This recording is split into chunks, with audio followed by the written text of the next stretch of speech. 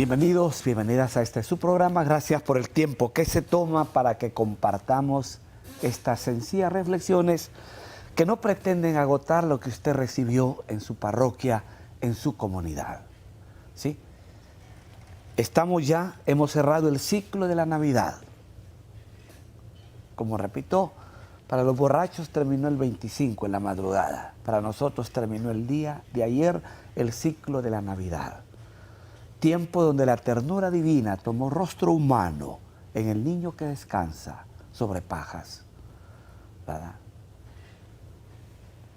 Como recordará, este tiempo le llamamos ordinario y como decía nuestro obispo, no debería llamarse así porque ordinario en el lenguaje nuestro es lo que no cuenta, lo que no sirve. En latín esperannos, o sea, tiempo durante el año. Y como decíamos con José, hay gente que lo ve como un relleno para llegar a la Cuaresma, otro relleno para llegar al Adviento, a la Navidad. Y no es así.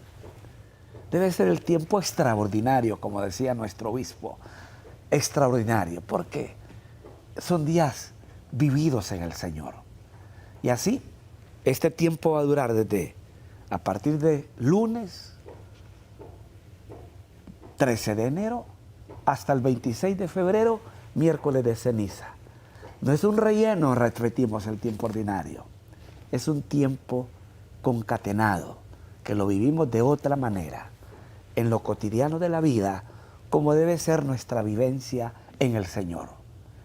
Pues bien, habíamos dejado a Jesús en los brazos de María, adorado por los sabios, o lo que la tradición llama Reyes Magos. Y hay un salto cualitativo y cuantitativo que aparece ya a los 30 años, que es cuando uno es mayor de edad en la cultura judía. En Honduras es a los 21 años, en la vida de Israel es a los 30, yo no sé ahora cómo está legislado, pero en fin, él vivió su tiempo y su momento, ¿verdad? Entonces, hizo ese gran salto. ¿Cómo cierran los evangelios de la infancia?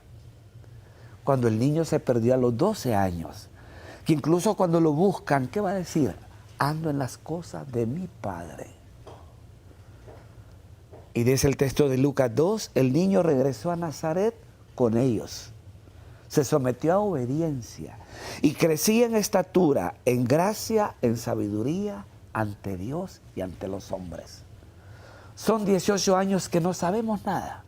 Algunos tienen una capacidad imaginativa increíble y hacen un relleno ahí de cosas que no son ciertas. Que Cristo fue a la India, que después fue a China y que regresó. Esos son cuentos de camino real. Él vivió en el silencio, tomando conciencia de su condición mesiánica. Eso le permite pensar que experimentó el trabajo. ¿Va? De tal palo tal astilla. El que hacía de papá, el que hizo de papá, carpintero. Y así lo dice el Evangelio de Marcos, que él era carpintero. Cristo experimentó el trabajo cotidiano, el trabajo de la carpintería, el trabajo de un hijo de obediencia que está junto a su padre José, junto a María. Vivió un tiempo de interiorización de lo que iba a ser después, preparándose para lanzarse a la vida pública, como lo vimos ya en el Evangelio del domingo, ¿verdad? Sale de Judea, sale de Galilea para Judea, para hacerse bautizar por Juan. ¿Sí?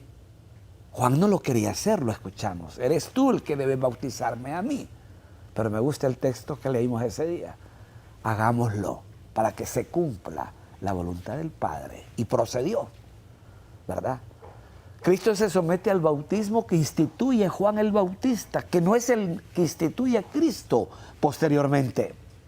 Cuando le dice a los suyos, Mateo capítulo 28, versículos 19 y 20, vayan y enseñen lo que les he dicho y bauticen en el nombre del Padre, del Hijo y del Espíritu Santo.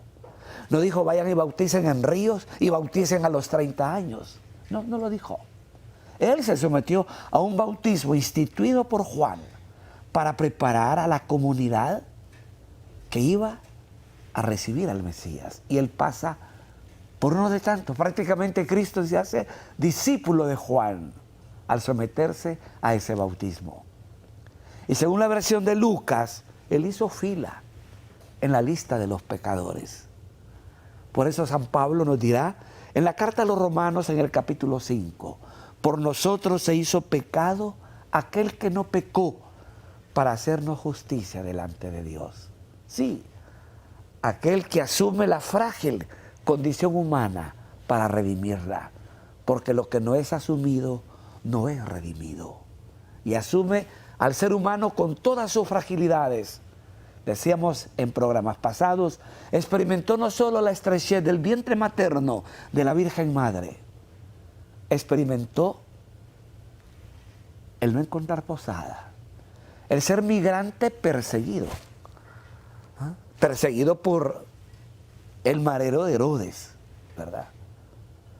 Estos migrantes son perseguidos por el hambre, por el peligro de muerte, por la necesidad. Y se sienten obligados a migrar. Y es doloroso escuchar la cifra, 24,000 hondureños en la frontera mexicana, esperando asilo. Tienen esperanza de veras, porque es difícil. Sufriendo lo gélido del clima y también el rechazo y la humillación de tantos otros. Cristo lo vivió en carne propia, junto a María y a José, y en silencio. Nunca escuché a José decir, no soy yo el varón justo, ¿por qué me pasa esto? Yo no soy la llena de gracia, ¿y por qué pasa eso? Y yo no soy el Hijo de Dios, ¿y por qué me pasa eso? Nunca le pasaron factura al Padre Eterno. Supieron vivir los silencios de Dios. Por eso, reiteramos, lo que Él vive en el bautismo que instituye Juan, le permite lanzarse a la vida pública, pasar por uno de tantos, como lo dice la carta a los Filipenses, se anonadó, en griego la kenosis, el anonadamiento, el rebajarse, ¿verdad? Hasta compartir toda la condición humana, menos en el pecado. De ahí que no podía nacer del pecado al que iba a salvar al mundo del pecado. ¿Sí? Mira, en la culpa nací, pecador me concibió mi madre, pecado original que hablamos en la iglesia. Cristo el Señor hace lo que aquellos individuos hicieron. Prácticamente se asocia a la comunidad de Juan, desde la perspectiva ritual. Lo cierto es que el Espíritu en forma de paloma y la voz del Padre, ahí está la Trinidad, el Padre, el Espíritu y el Hijo. Por favor, no quiera que Juan lo bautizó, le dijo, yo te bautizo en el nombre del Padre, en el nombre tuyo y en el nombre del Espíritu Santo. Por favor, tiró agua sobre su cabeza. El agua que es símbolo de la vida, de la limpieza, de la regeneración, de la fecundidad. Y estamos llamados, como bautizadas y bautizados, recordar nuestro bautismo. El día que, como dice el Evangelio de Juan, que leemos el día del bautismo, hay que nacer del agua y del Espíritu de Dios, ¿verdad? Hay que nacer del agua y del Espíritu de Dios. Ese es nuestro bautismo, el que Cristo instituye en el capítulo 28, versículos 19 al 20 de Mateo. ¿Sí? En la tradición católica y ortodoxa y anglicana, bautizamos a corta edad. ¿Usted le pidió permiso a su hijo para mandarlo al kinder, al preescolar? ¿Le pidió permiso usted a su hija para vacunarla? No. Las cosas buenas no se dejan para más tarde. Se siembra una semilla de eternidad que, cultivada por papá y mamá, va a crecer en el acompañamiento, en la inducción, a llevarlo a catequesis para el encuentro con Cristo, pan de vida, o primera comunión, como llamamos tradicionalmente. En la adolescencia lo va a inducir para ir a la catequesis de confirma y recibir la plenitud del Espíritu. Así es. En la iglesia ortodoxa, el mismo día que bautizan al pequeño, le dan la primera comunión y la confirma.